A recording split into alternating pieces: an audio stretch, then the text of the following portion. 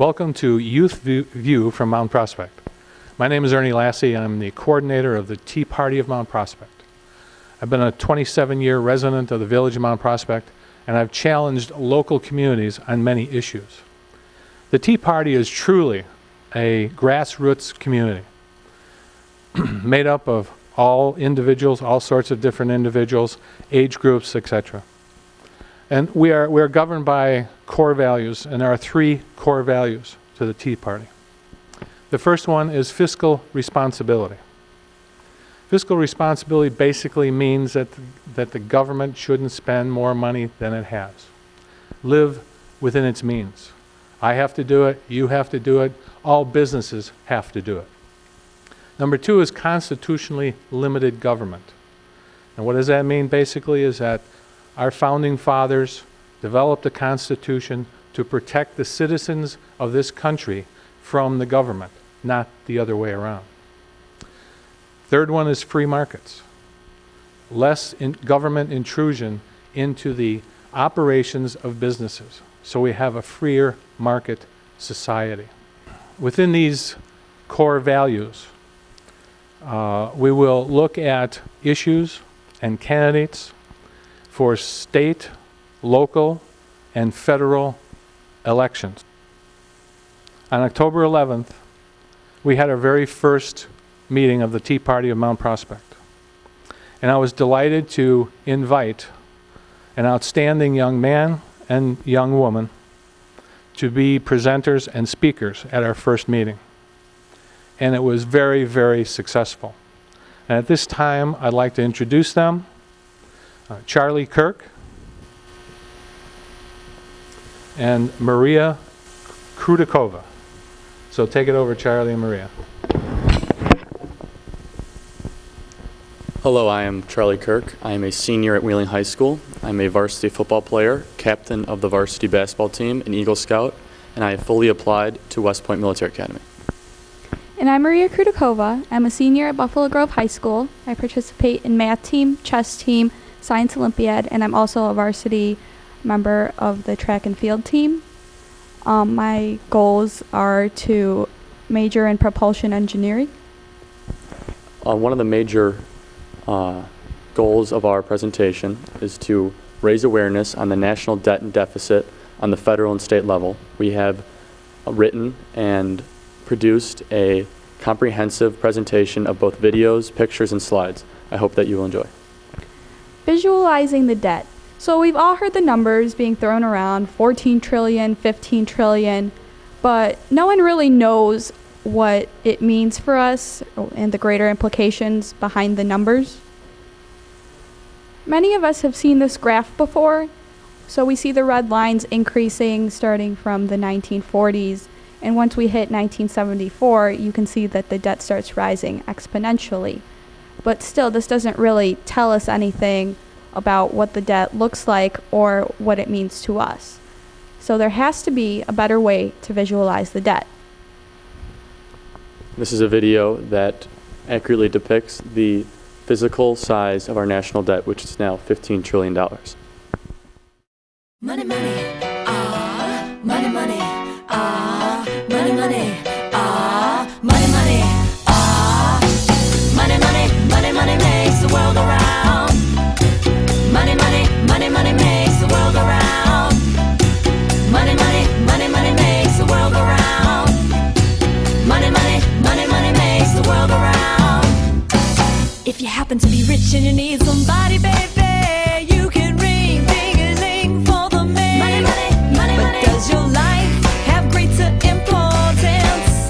Depending on the money in your pocket, the clothes that you wear, and the people that you pay, the peeps that you pay.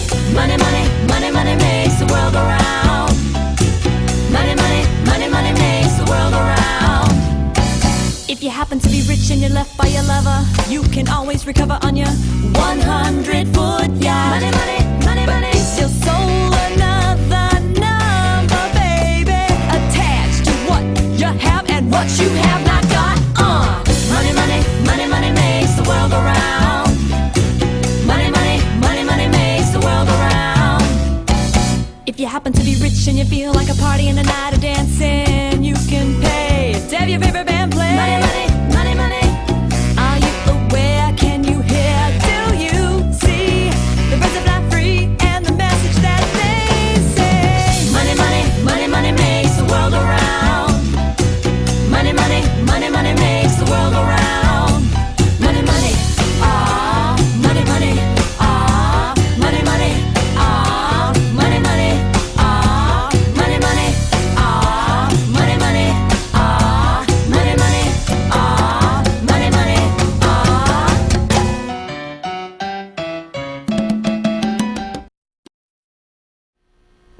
Now, this is a visual representation of our debt, which is $15 trillion, and as you can see, it is compared to the Statue of Liberty and a football and soccer field. Now, this is another visual representation of what our national debt is, although this is the U.S. unfunded liabilities, which is essentially all of the promises the government has made in Medicare, Social Security, and future spending. And it's kind of ironic that it is next to the two towers, and the fact that Admiral Mike Mullen once said that the greatest threat to our national security is not terrorism, but our national debt. Does anyone happen to have $130,000 laying around or in your wallet or back pocket or anything? Because that is the debt owned per taxpayer right now. And some more perspective for you. In 1916, when the United States was entering World War I, John D. Rockefeller could have written a personal check to pay off the entire national debt. His modern day equivalent, Bill Gates, if he were to write a personal check with his entire net worth on it today, it would only cover about 2 months' interest on our national debt. Buying our way out. Now, this seems to be the recent rhetoric coming out of Washington since the Obama administration has taken office. First, starting with the stimulus package in February of 2009, which was a $787 billion spending bill that was promised to create at least 3.5 million jobs, but in essence, we lost 2 million jobs. After that came TARP, which was $800 billion in asset relief program spending that helped, again, bail out the big banks. These were failed spending programs that made us farther and farther into debt, and this is the rhetoric that continues to go around Washington with leaders such as Nancy Pelosi and Harry Reid that are using the words, spending our future away, as they continue to print money and the money starts to lose value. This is a short video that shows exactly how we are spending our future away. It shows how we are diving deeper and deeper in debt and comparing to past day spending programs. Our economy is in crisis. People are suffering, and our government says that bold action is required. So we're diving in head first to get things back on track. But what are we diving into exactly? It all started in September of 2008 with a $29.5 billion bailout of Bear Stearns. That was a lot. Even after you adjust for inflation, it's much more than other huge projects from our history like the Hoover Dam or the Panama Canal. But still, it wasn't enough. So we committed another $97.2 billion for Bank of America, $97.4 billion for auto companies, and $112 billion for AIG. That's almost as much as the $115 billion we spent to rebuild Europe after World War II. Add in another $139 billion for GE and $235 billion for Citigroup, and that's $710 billion to bail out banks and big corporations. But that's just the start. We're spending another $300 billion for homeowners who can't pay their mortgages, which is slightly less than the cost of World War I, but not as much as the $400 billion we're spending to prop up Fannie Mae and Freddie Mac. These numbers are simply huge. On their own, any one of these programs would have ranked among the largest in U.S. history, falling just behind record holders like the New Deal or the Iraq War. But add in the additional $700 billion we're spending to buy up bad loans through TARP and the $787 billion stimulus package. And in total, the government has already spent over $4 trillion on this crisis. That's 8 times more than the New Deal. And it even beats the previous all-time record holder, World War II. Unfortunately, that $4 trillion is only the beginning. The government is committed to spend up to an additional $7.8 trillion over the next few years, which will bring the grand total to over $12 trillion in new spending. This is a free fall. Adjusted for inflation, that's more than 3 times the size of World War II. It's 24 times the size of the New Deal. This is the largest spending program in U.S. history. By far. And it's drowning us in an ocean of debt. Reckless spending is what got us into this mess. Is more spending really the answer? Look before you leap. Visit stopspendingourfuture.org.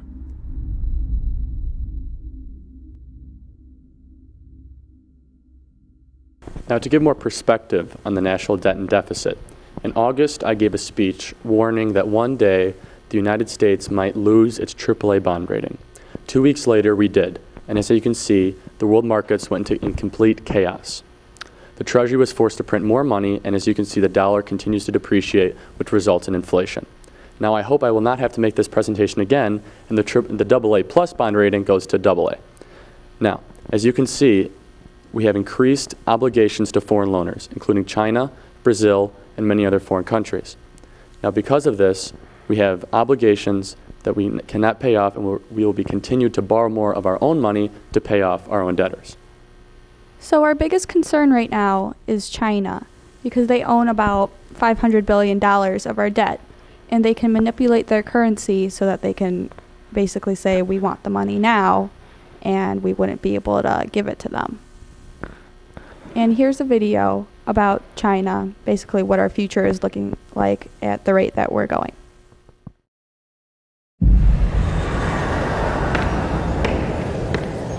为什么强大的国家都会走向灭亡呢？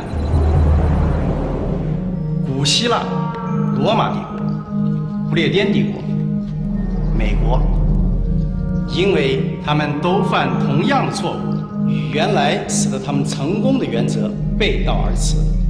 美国政府企图以庞大的开支和税收来摆脱严重的经济衰退，巨额的所谓刺激开支。 庞大的医疗改革，政府接管私有企业，债务累累。当然，我们是他们的大债主。现在他们都得给我们干活。You can change the future.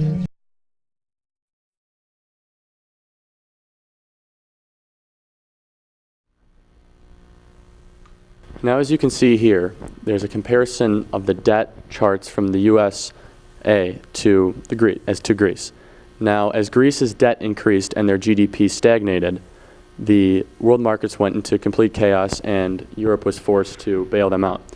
Now, the U.S. gross debt as it continues to increase, it seems that we are on the same path that Greece is on. Consequences of debt. As you can see here, these are some of the Greek riots that happened about 2 months ago, and as they continue to happen all across Europe, this is what happens when you start to give out unlimited benefits to your citizens without being able to pay for it and continue to borrow money. Now, this is a video that highlights our debt in domestic terms, so you might be able to relate to it better.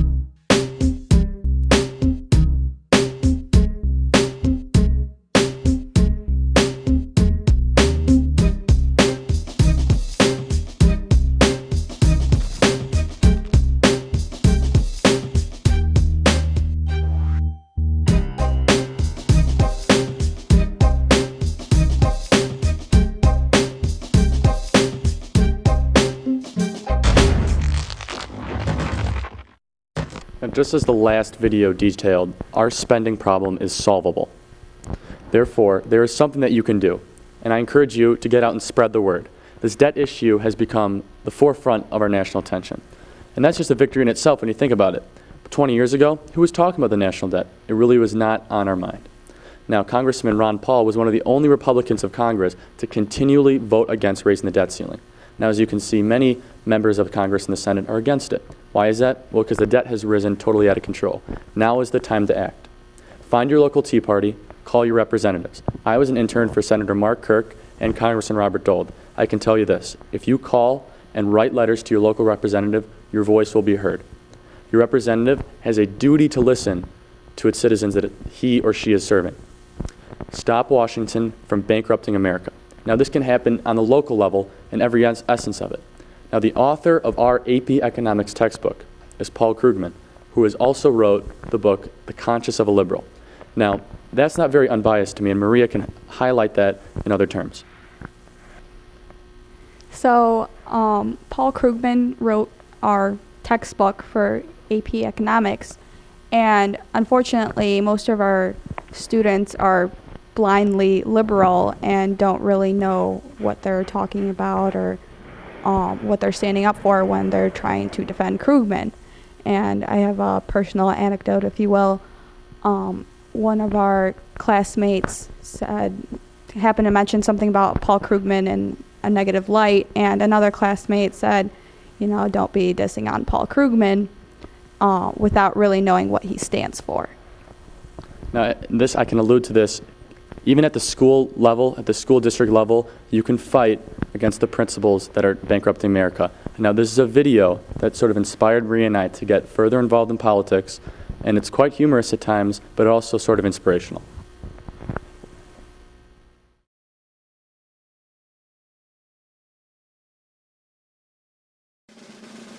What you doing here? I'm redistributing the wealth. I learned in school spreading the wealth is good for everyone. Well, I learned from real life that it's not. In fact, there's a word for it. It's called theft. The stimulus plan is one of the great hoaxes of all time. Pay as you go, no new deficit spending.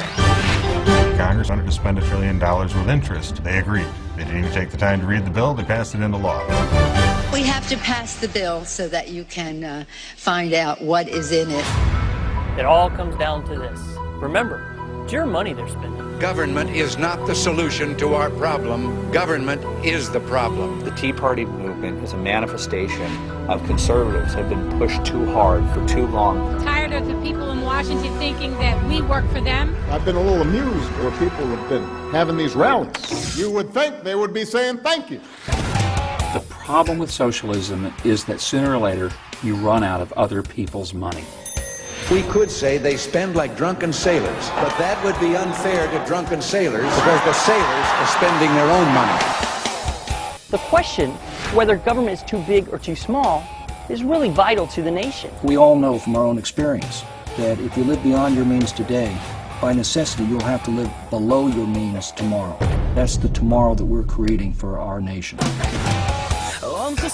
How do we sustain and pay for the program? It is fiscal child abuse. Is there any doubt that they will raise our taxes, that they will make government bigger than ever, and deficits even worse? Yeah, go us!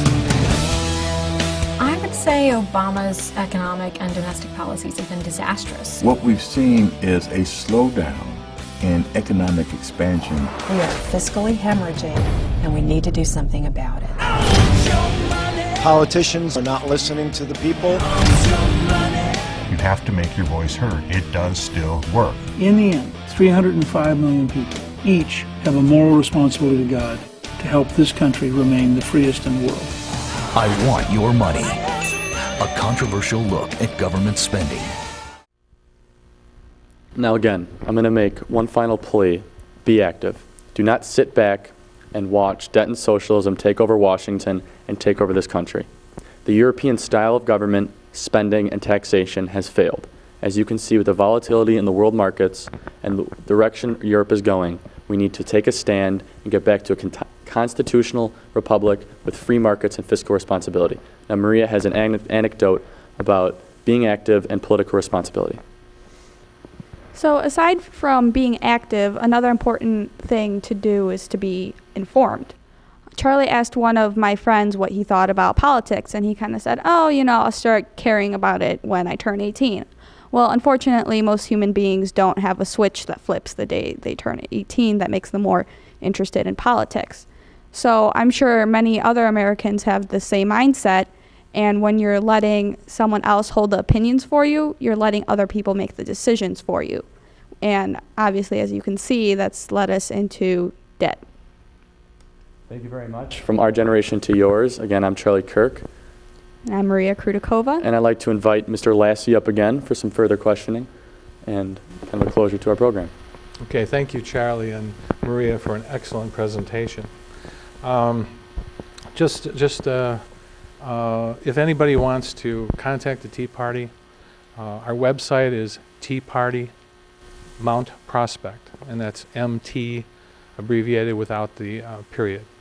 Once again, that's Tea Party Mount Prospect, and there you can go on the website and send us emails, secure information about future meetings and past meetings even. I know Charlie and Maria, they're youngsters really in high school, and it's really interesting to see them so deeply involved. I mean, when I was in high school, all I thought about was having a car, a girl, and going to a drive-in movie. And they are so deeply involved in this. I'd just like to ask them what was their motivation? What got you involved in it, Charlie? That you're doing this right now. Well, I've always been interested in politics since about 6th grade. I had a deep love for this country, and because of that, I had a love and a passion about how this country was being run and where our money was going. And I started to realize when the government's spending our money, the money is not an infinite amount.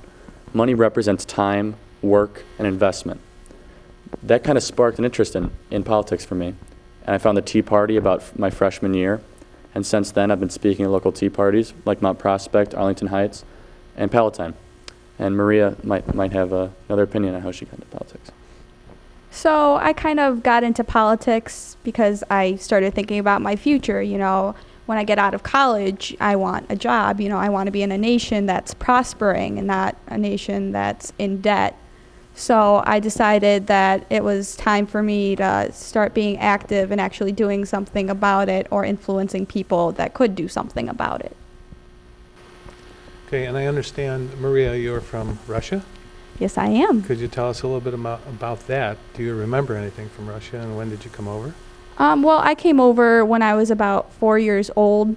I remember not having heat for all of the winter. We would only have heat for about a third of the winter because they had to ration it throughout the country because it was right after the downfall of the Soviet Union. And we ended up coming over here because my parents wanted a better life for us. And yeah, capitalism is definitely a lot better than socialism. My parents have tons of stories that they can get into. My dad had Adidas sneakers, and he was the coolest kid in school because they were just impossible to come across, and just little things like that we take for granted, having the option to choose what shoes we wear. I'm really appreciative of that because I am an immigrant. Well, what can you say to the youth out there that are watching this program right now to get involved and to maybe contact you too and find out what's what? Yeah, sure. I know liking politics isn't necessarily the cool thing or the in thing, but I'll tell you this. One day you'll have a job, one day you'll be paying taxes, and this will be your country too. In about 30 years, we'll be leading this country. So I'll tell this to the youth out there. Get involved. You can email me, I'm a regular guy. I play football and basketball, charliekirk@yahoo.com. We can talk about politics. We can get involved, and I can get you into a kind of discussion that you might enjoy, not something that a teacher will be lecturing you about, but something that you can relate to. For example, I know people don't like paying taxes, but why? What's the reason the government taxes so much? As you learn more, you'll learn to appreciate politics more as a science, more as something to enjoy, less than something that you'll learn in school. Basically, we just need to start taking charge and taking responsibility. I mean, unfortunately, I can't vote because I wasn't born here, but I can influence other people to vote and make good decisions.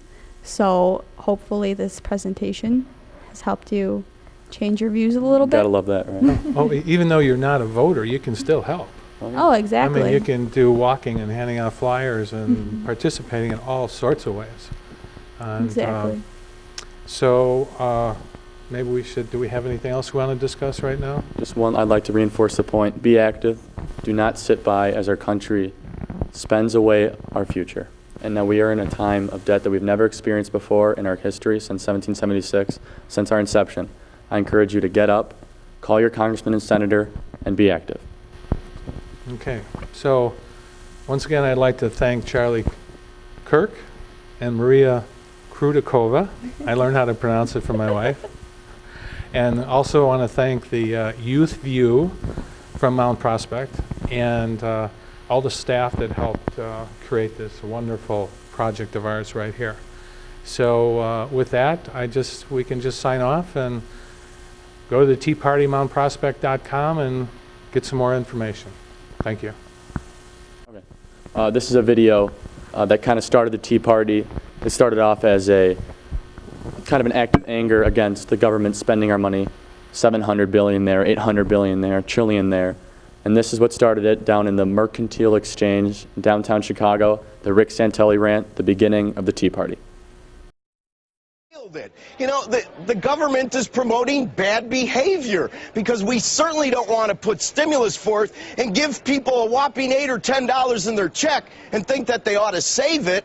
And in terms of modifications, I'll tell you what, I have an idea. You know, the new administration's big on computers and technology. How about this, President and new administration? Why don't you put up a website to have people vote on the internet as a referendum to see if we really want to subsidize the losers' mortgages, or would we like to at least buy cars and buy houses in foreclosure and give them to people that might have a chance to actually prosper down the road and reward people that could carry the water instead of drink the water? Hey, Rick, that's a novel idea. Hey, Rick, did you? What? Who thought of that? Yeah, they're like putty in your hands. Did you hear? No, they're not, Joe. They're not like putty in our hands. This is America. How many of you people want to pay for your neighbor's mortgage that has an extra bathroom and can't pay their bills? Raise their hand.